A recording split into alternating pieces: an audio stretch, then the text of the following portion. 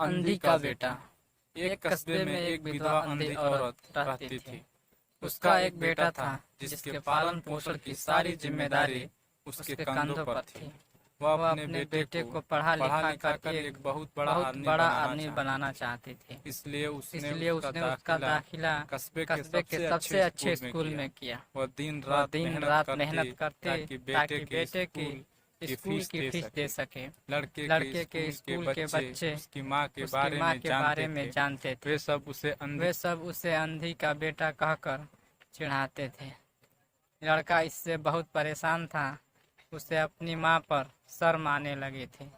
वह उसके साथ कहीं भी आने जाने से कतराने लगा था। जब लड़का बड़ा हुआ तो उसकी शहर में अच्छी नौकरी लग गई। उसने अपनी माँ से वादा किया कि शहर में मकान लेकर वह उसे लेने आएगा।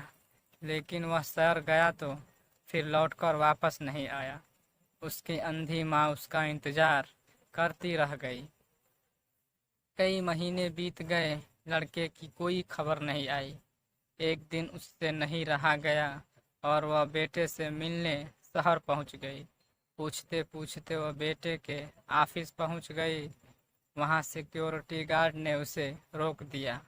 अंधी औरत ने गार्ड को अपने बेटे का नाम बताया और बोली कि उससे जाकर कह दो कि गांव से कोई मिलने आया है।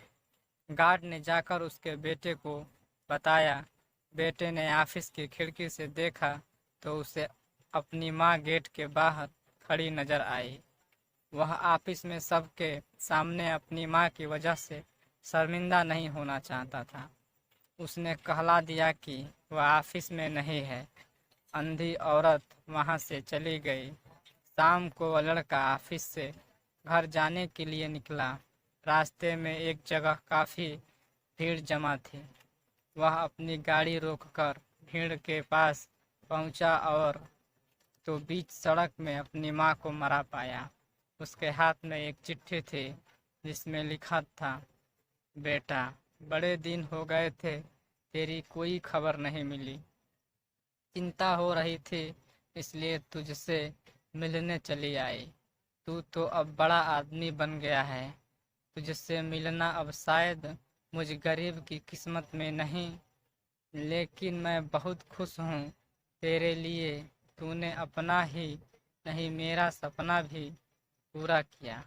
मलाल है कि मेरे तरक्की देख नहीं सकती।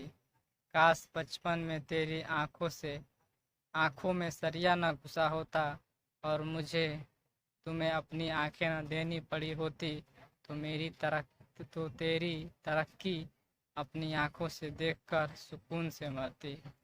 तेरी अंधी माँ। ये पढ़कर लड़का फूट फूट कर रोने लगा। जिस अंधी माँ पर उसे शर्म आती थी, उसने उसके लिए कितना बड़ा बलिदान किया था। वह बहुत ही दुखी हुआ और जिंदगी भर खुद को माफ नहीं कर पाया।